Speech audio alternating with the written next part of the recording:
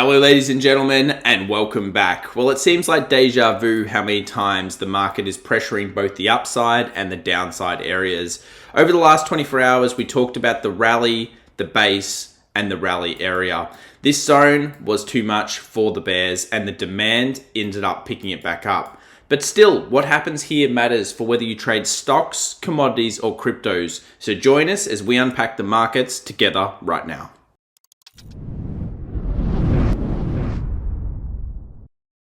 Welcome back everybody to the daily show. We've got the key news, big macro data, and of course the lead indicators and the levels that you need to be watching throughout all markets right now coming up in today's show. But let's begin with the big one, Tesla's earnings report. We already knew the numbers, so not as much market action as you would think.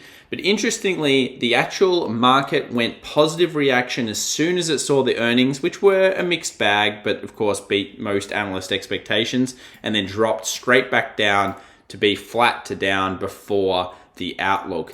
This is all that realistically matters when it comes to earnings season. It's not so much the earnings themselves, it will be the outlooks from the companies. At least that's what Wall Street is trying to figure out right now.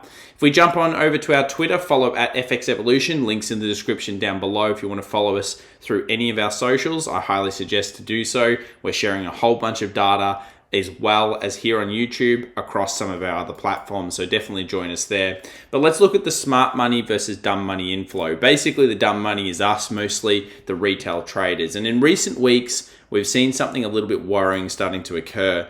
Dumb money is accelerating, and I mean accelerating at a very fast rate. We've almost hit the 80 percentile here, and that basically means that there's a big difference between larger money inflows and the retail inflows. And it shows when we think about the stocks that have been running, it's mostly been those 2020, 2021, new age, new tech, really beaten down stocks during 2022 markets. And it's been a great start for them. So let's now take a look at the last 24 hours in the market. Have Wall Street been doing anything sneaky? Well, not really. It's not like we're seeing staples, healthcare, and utilities leading the pack. In fact, they were mixed bag and utilities went down quite considerably on the session.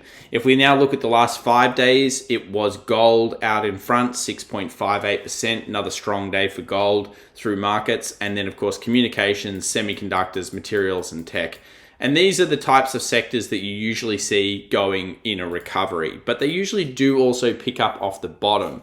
It's a strange world out there, but we do need to be incredibly careful around these zones. And the decisions that you make as a trader and investor over the next probably 1 to 3 months are going to be incredibly important to your accounts. What about fear and greed indices or index here? Well, we're seeing another greed indicator, and basically it keeps rising. Now, only a month ago, we had a big fear reading of 38. So it just shows you how fast markets can switch when it comes to these readings. If this starts to get too high and we go into an extreme greed and we're at key resistances we'll talk about in today's video, you know what to do. It's going to be one of those times where you need to think about being like a big bank. You know, what does a big bank or a big investor do? They generally scale back on their positions at key levels and then of course add positions at key levels. They scale in and they scale out of markets and they focus on the bigger picture. Let's have a look here at the VIX. The VIX is basically at 19. It's not high nor is it low. We know that anywhere between the 18-19 area during 2022 ended up being that area where we had to be incredibly cautious in the markets. This idea has spread though, so I wouldn't expect necessarily it to be the best reading like it was in 22. It was much easier then, to buy and sell based on the VIX. At the moment, we're not seeing as much correlation. Let's move over to the US 2-year yields. What's happened there? Nice drop off for the 2-year yields. This is exactly what you want if you're a bull. You want 2-year yields coming down, and obviously the Federal Reserve not being able to reach their targets of 5% plus. Speaking of 5% plus, by April, we're still looking at about 4.78. By September of 2023, we're still looking at holding that rate through. The market and the Fed are different here though, and I think this is important to state. The stock market has so much bullish tension in it. You can see that elastic demand. The market goes down, what ends up happening? Instantly, it's bought back up at the moment. And what that's telling us is that if the Federal Reserve really do want the market lower, which I suspect they would, they've got to do something about it. They basically need to have a standoff with the market. At the moment, the Fed are 5% plus and the market is 4.8. You're not going to get past there. If the Federal Reserve pushed past the market's expectations, that could be a partial catalyst for downside. So it depends whether you believe the Fed here or what the market has to say. And I can't say the Fed's got a great track record with us retail traders on what they've been saying. Remember that inflation is transitory statement? Well, that was a lie. Let's move over to PCC, put call ratio. We haven't brought it up on the channel for a while because I do think it's becoming less useful in the markets, but we're seeing again the level of puts here dropping a little bit, and that's a good sign for market participants, especially if you're a bear. You want basically the level of puts to drop through the floor. If you have a look at some of the other readings we've had when we've got low readings of put call ratios, some of those periods can be quite good when it comes to potential sell-offs. Now, we did see a huge amounts of puts here in December. That was mostly a false read around, of course, hedging. So you've got to be very careful here with these single day options. They're making a real impact on certain old school indicators. They're not working as well anymore. Let's move over to treasuries. What's going on in treasuries? Not much, still hovering around this area. Look, we talked about this being a bit of an island and a reversal happening here. At the moment, it's back up to that zone. So I would say probably still would err on the side of caution, but whenever yields are going down, treasuries will like that. And that's what we've seen over the last 24 hours. New breakout from here could break through. We still are bullish treasuries for 2023. I don't mind if it hangs around in a kangaroo style for a little while though. It's a pretty crowded trade. Let's move over to US dollar. Can't say I like the chart at the moment. We haven't seen another rejection off these lows. You can see here it closed down on these points. And what that basically means is that we need a very strong Thursday and Friday session. US dollar, there's a lot at risk. If you go out to a weekly, you can see on the charts, if it breaks through this big support or demand zone, where's the next level? Well, it's not down to 98. Now, US dollar is certainly in a downward trend, so you've got to favor that downward trend action. But this is a critical point. We've been looking for accumulation in here. So far, we've seen some good wick rejections, but we've also seen a series of lower highs. And that's leading to other markets just continuing to rally. Gold, wow, that was a beautiful trend line hit. Look at this little trend line here that we reported on yesterday. Big hit overnight. This was massive. And then what occurred was we saw basically rallying off these wick areas. And you can see I boxed them up here for our private community. If you're ever interested in joining a free 7-day trial, you can check it out in the description down below as well. Just click on the Linktree link. That will take you to the relevant area. But yeah, gold still strong. Absolutely no reason to say this is weak yet. I've been looking for a blow off, but we haven't seen it yet. I will report if we see a blow off style event. But basically what that would mean is the gold usually likes to do some whopper moves near the end. It's a spread of an idea. Everybody feels good. Everyone jumps in. It's a party and it's all good. And then suddenly it gets gate crashed by Wall Street. Wall Street haven't gate crashed gold yet. And although I'm incredibly bullish on gold over this medium term, which I've always said, we're in Chinese New Year right now, the 2-week period. Often after this period, as we enter into February, gold tends to start weakening. So I've said January pretty strong. We'll find out whether the Feb thing comes more true. Let's move over to oil. No breaks out, no breakouts at all here. Long leg doji, that's a high and a low, open and a close at the same level. We know where the big demand is, which is down here, and that's situated around 78 kind of 20 zone. And yeah, I mean, oil is not moving out just yet. We did see a little bit of a low, which is kind of nice, and then we saw a little rally. So I would probably say that at the moment, oil is still bullish. And if you're, game, these are the types of areas where you go into the small charts and you look for potential in-session buys. But the bigger buy here in terms of just demand, or at least the technical patterns, would be 78. Oil, certainly at a very pivotal zone. We know anywhere between 82 and 83 is very tough for oil to break through on. Now, we go over to Tesla. So as of the Q&A session, Tesla's run back up again about 3% from where it was. Now we're approaching a critical point for Tesla. We know that 150 will be hard to break this week, and that's because the options are there. And it's a pretty good little target zone for a few reasons. You'll notice it fills a gap, which is over here, and it sits on a option, which we'll look at in a second. So that's that 150 zone. Expected highs and expected lows of the options market. So this is just the kind of range that's expected to stay within. You do not think that by Friday it should be over 155. The market's basically saying that it believes that Tesla should have problems most likely in here. And I tend to agree with that statement. I think that Tesla's had a great run on it. We were one of the first to, basically rant about the $100 puts definitely not paying out. And I probably expected it to get to around that 130, 135 before earnings.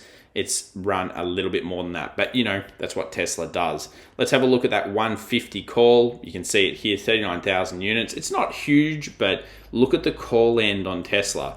This is a lot of retail traders jumping in with anticipation of amazing earnings calls. I mean, over here, people have gone wild and they think that it's a great idea to target 250 calls and 200. Yeah, that's probably wasted money, guys. But the 150s and the 155s, I think something in here could cause a bit of resistance for Tesla. Something to be concerned and worry about a little bit if you have targets well higher than that, at least for this week.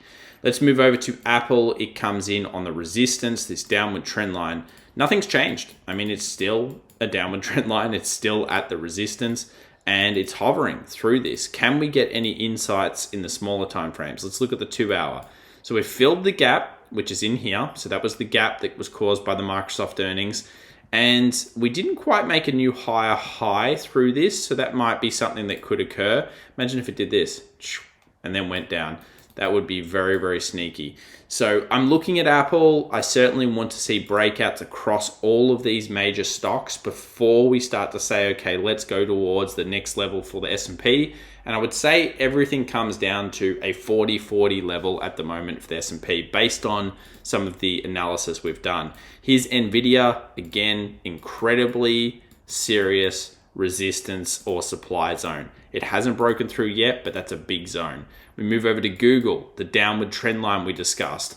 Significant level, it actually rejected more. So I think this was basically a hyper AI play and actually rejected more and went down. And at the moment, Google is a little bit weaker than some of the others. In fact, it could even be an island reversal through here where it's rallied up, gapped down. So if the market does find bearishness, it could be that Google has a little bit more in the tank towards the downside there. It was down 2.5 on the session. US 2000, another strong session for it. You can see the big rejection back, but it still hasn't broken out. So many major indices just not quite through. Things like the S&P, people believe it's through. I think it needs to be 40-40 before it really gets to the next action. Let's move over to US 100. As you can see here, Tesla has done something good, I guess, for the market. It's stabilized it up here with the recovery. Big rally. And that rally comes off one of the areas that we talked about. I love this zone here. This rally, this base, and then the rally. This was a fantastic area for buyers to recommit if they wish to for the session. Admittedly, I probably would have descaled ahead of the Tesla earnings just in case. But this is the zone where you could still see bears absolutely recommitting over the next 24 hours. And I'll explain why using the S&P 500 right now. First up, let's talk about the big key levels. We get through 40-40.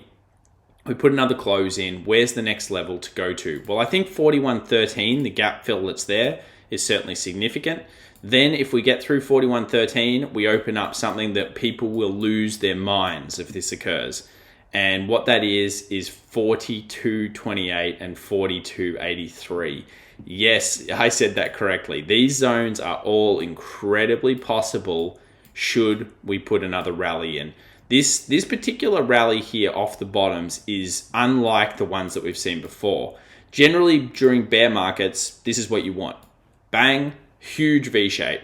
That usually shows us what we call dead cat bounces, effectively markets that are rallying so hard it makes no sense, people lose their minds, it traps people in, and that is the next thing. Now, this market hasn't quite been doing that. You can see it's kind of got a series of higher peaks and higher troughs. So as we break through, especially if we break through 41.13, you have to believe that it's going towards the critical resistance of 4,300. So yes, there is bear case scenarios. For bears, bull case scenarios. For bears, what do you need? You need new lows. I mean, basically, we've now got a higher high here.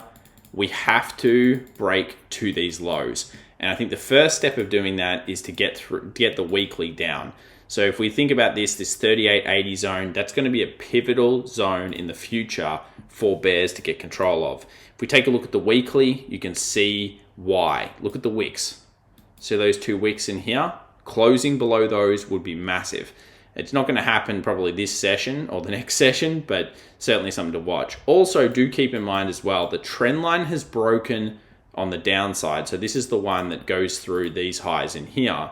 That's broken to the upside on basically the daily, not necessarily the weekly. This hasn't closed yet. So we'll have to find out how the market feels over the next little period.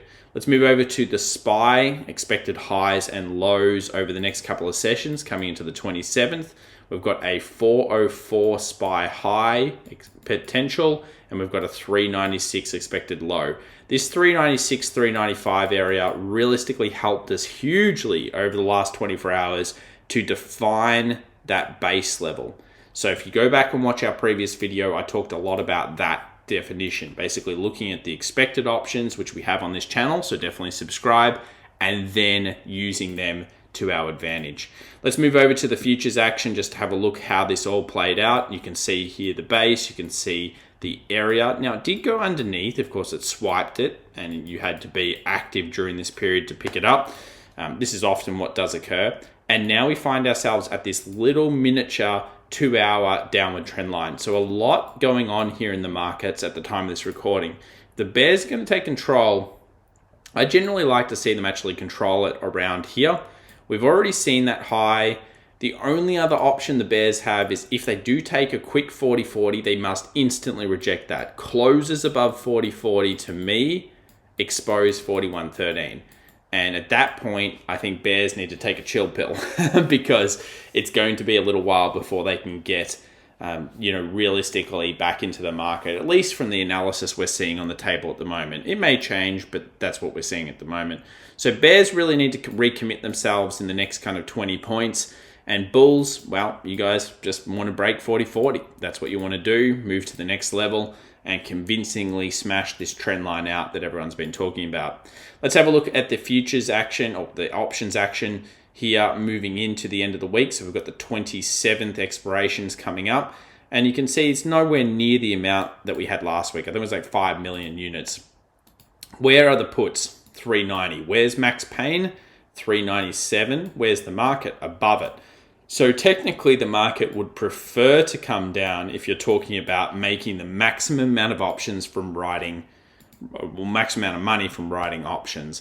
And I think that, this 390 is certainly unlikely to be broken this week. This is becoming the biggest put wall in the markets, but we also are not seeing the same amount of calls that I would have hoped at this stage. It seems like retail is still built around trying to short the market rather than long it. And that always is frustrating if you believe the market should go down, because they don't go down when everyone's trying to short them.